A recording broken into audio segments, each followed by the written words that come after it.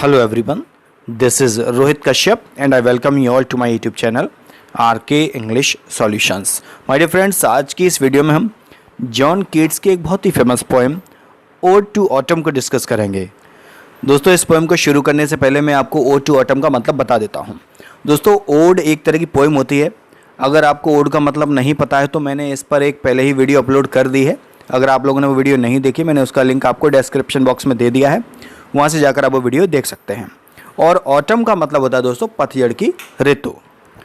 दोस्तों, इस पोएम को कीट्स ने 1819 में लिखा था और 1820 में इसको पब्लिश कराया था। दोस्तों, इस पोएम को लिखने से पहले क्या हुआ था, कीट्स एक बार मैनचेस्टर में ऐसे ही वॉक पर निकले थे, तो जो सीज़न की सुंदरता, जो मौसम की सुंदरता को उन्होंने महसूस किया, फील किया, तो उसी मौसम की सुंदरता को उन्होंने इस पोएम में दिखाया है, या आप कह सकते हैं कि बताया है।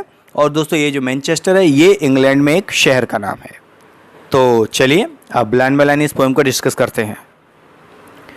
सीजन ऑफ मिड्स एंड मिलो फ्रूटफुलनेस, इस लाइन का मतलब है पतझड़ की ऋतु यानी ऑटम का सीजन है। आकाश में कोहरा छाया रहता है, मगर पतझड़ के दिन फलों के लिए बहुत ही फेमस हैं।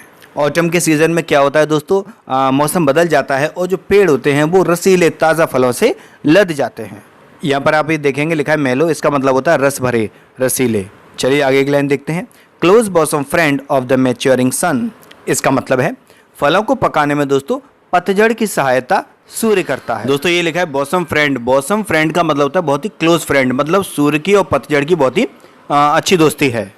चलिए आगे लाइन देखते हैं। Conspiring with him how to load and bless with fruit the vines that round the thatch eaves run, इसका मतलब है ऋतु और सूर्य के कोऑपरेशन से यानी उनके पारस्परिक सहयोग से अंगूर की बेलें चारों तरफ फैल जाती हैं और अंगूर पक जाते हैं। यानी हम ये कह सकते हैं कि सूर्य और पतझड़ का मौसम यानी ऑटम सीज़न अंगूर की बेलों को पकने में, आगे बढ़ने में, फैलने में हेल्प करता है।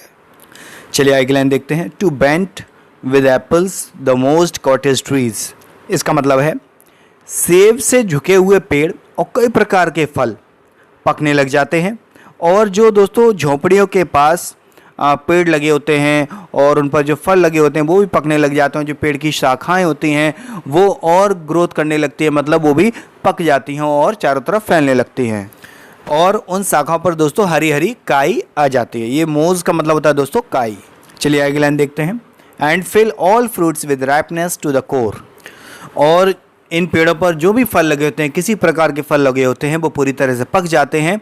मतलब कहने का ये दोस्तों एक कोर का मतलब होता है फल का एक महत्वपूर्ण पार्ट, जो इम्पोर्टेंट पार्ट होता है वो भी पक जाता है। चलिए अगली लाइन देखते हैं। To swell the gourd and plump the hazel shells with a sweet kernel to set budding more, इसका मतलब है लौकी की लताएं यानी लौकी की बेलें फैलने लगती हैं, यह लौकी पकने लगती है, ऐसा हम कह सकते हैं। और जो हेजल सेल्स है दोस्तों, हेजल शेल्स का मतलब है यहाँ पर ये जो हल्के भूरे रंग का जो गोला होता है उसकी बात हो रही है यहाँ पर, ठीक है। वो पूरी तरह पक गया है और उसके अंदर जो गरी होती है वो भी पक चुकी है यानी मीठी हो चुकी है। और ये लिखा हुआ है टू सेट बडिंग मोर, इसका मतलब है कि जो भी बीज लगाए गए थे या जो पौधे लगाए गए थे वो भी अब खिलने लगे हैं, बढ़ने लगे हैं। ये बडिंग का मतलब होता है जैसे निकलना या फैलना। और ये दोस्तों लिखा है कैनल, इसका मतलब होता है गिरी। और ये लिखा है स्वेल, इसका मतलब होता है पकना। और दोस्तों ये लिखा है हेजल, इसका मतलब होता है हल्के भूरे रंग का। चलिए अगली लाइन देखते हैं।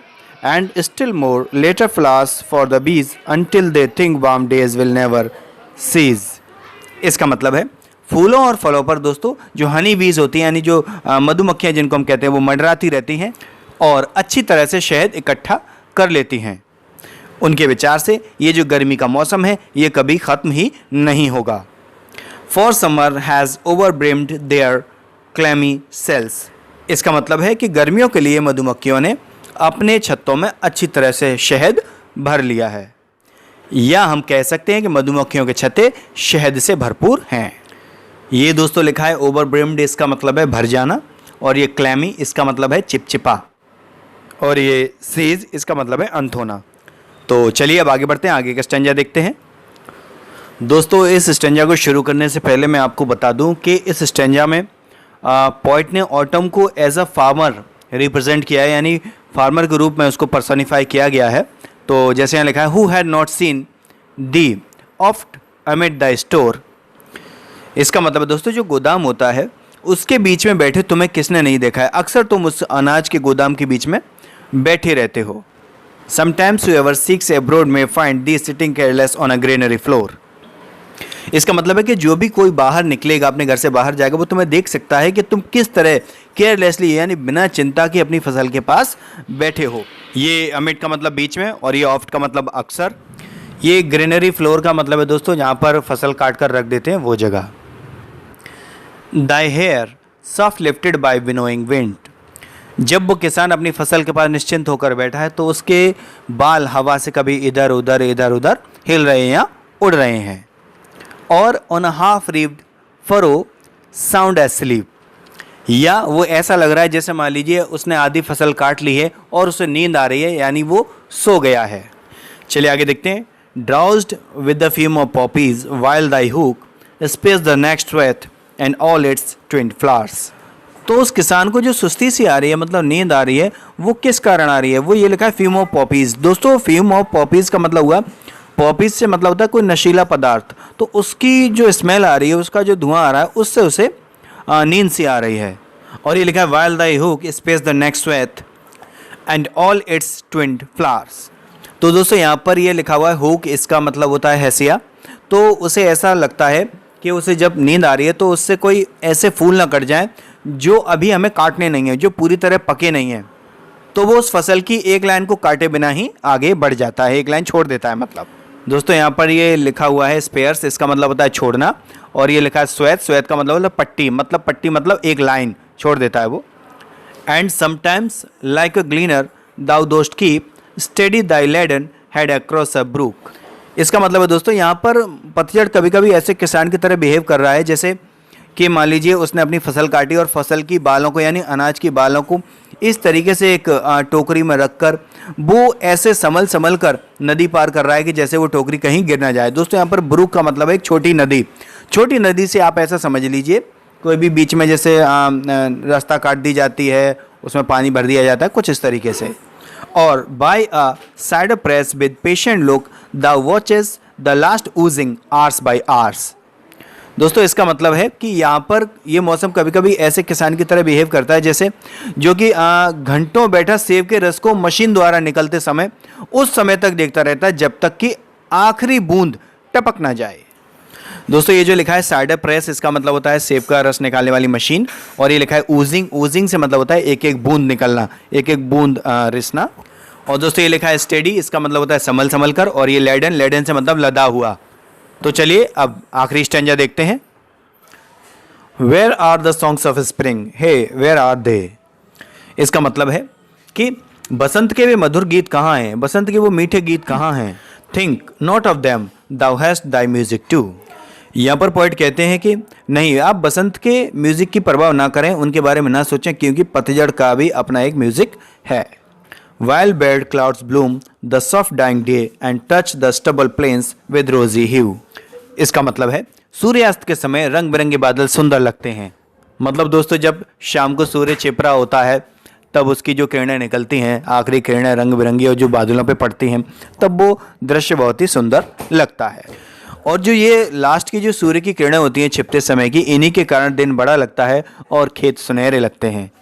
दोस्तों यहाँ पर ये लिखा है स्टेबल प्लेन्स, इसका मतलब ऐसी जगह, ऐसा खेत जहाँ से फसल काट ली गई हो।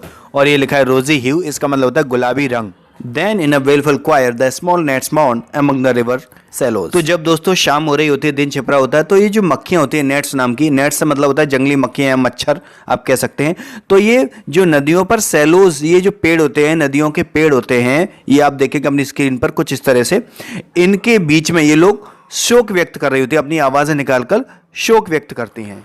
बॉर्न अलर्ट और sinking as the light wind lives और डाइज। तो दोस्तों ये जो जंगली मक्खियाँ हैं, ये जो रिवर के पेड़ों के ऊपर गा रही हैं, तो इनकी आवाज़ हवा की तरह कभी ऊपर हो रही है, कभी नीचे आ रही, कभी ऊपर जा रही, कभी नीचे आ रही है। जिस तरीके से दोस्तों कभी हवा तेज़ चलती है, कभी धीमी हो जाती है, उसी तरीके से इन मक्खियों की आवाज़ भी कभी तेज़ आ रही है, कभी धीमी आ रही है। ये लिखा है दोस्तों वेलफुल, इसका मतलब होता है शोकपूर्ण। और ये क्वायर, इसका मतलब होता है भजन गाने वालों का समूह। लेकिन यहाँ पर मक्खियाँ हैं दोस्तों, वो गुनगुना रही हैं। और ये लिखा है नेट्स, इसका मतलब होता है जंगली मक्खियाँ या मच्छर। और ये मॉर्न, इसका मतलब होता है दोस्तों शोक व्यक्त करना या शोक होना। And full grown lambs loud bleat from hilly bourn, इसका मतलब है कि जो मक्खियों की आवाज़ आ रही थी, इसके अलावा पर्वतीय क्षेत्रों में से कुछ उछलते कूदते मेमनों की मेमे करने की आवाज़ भी सुनाई देती है। Hedge cricket sing and now with treble soft. दोस्तों यहाँ पर ये लिखा है हेज क्रिकेट्स, इसका मतलब होता है ग्रासोफर। तो जो ग्रासोफर होते हैं यानी जो झिंगुर होते हैं वो अपने तीखे स्वर में गा रहे हैं, मतलब ग्रासोफर की आवाज़ भी आ रही है। The red breast whistles from a garden croft. दोस्तों ये लिखा है रेड ब्रीस्ट, इसका मतलब होता है रॉबिन बर्ड। तो ये पक्षी होता है, तो इनकी आवाज़ें भी गार्डन क्रॉफ्ट का मतलब है गार्डन में इनका घर बना है, इनका बाड़ा बना है, वहाँ से इनकी सीटी की आवाज़ें या इनके बोलने की आवाज़ें भी आ रही हैं। And gathering swallows twitter in the skies, इसका मतलब है दोस्तों स्वेलोज का मतलब है ये एक पक्षी होता है अबाबिल, इसको कहते हैं अबाबिल। तो जब ये आकाश में इकट्ठे हो जाते हैं यानी आकाश में इकट्ठे होकर इनकी आवाज़ें भी सुनाई दे रही हैं। ये सारे पक्षी यानी ये जो स्वेलोज हैं ये आकाश में इकट्ठे होकर बोल रहे हैं या गा रहे हैं, चहचहा रहे हैं। दोस्तों ये लिखा है ट्रेबल, इसका मतलब होता है तीखी आवाज़। और ये लिखा है क्रॉफ्ट, मतलब बाड़ा जहाँ पर पशु पक्षियों को रखा जाता है। और ये ट्विटर, इसका मतलब है चहचहाना, चर्पिंग। और ये ब्लीट, इसका मतलब होता है मिमियाना। तो फाइनली दोस्तों मैं आपको बता दूं कि यहाँ पर पोइट इस स्टेंजा में ये कहने की कोशिश कर रहे हैं कि आप ऐसा न समझें कि बसंत ऋतु में ही पक्षियों की आवाज़ें आती हैं या बसंत ऋतु ही अच्छी होती है, उसी का म्यूज़िक होता है। नहीं, पतझड़ के मौसम में भी पक्षियों की, कीड़े मकोड़ों की यानी जो झींगुर इसमें बताया गया है, जानवरों की, इन सब की आवाज़ें भी आती हैं और ये आवाज़ें भी सुंदर लगती हैं या मन को अच्छा लगने वाली लगती हैं।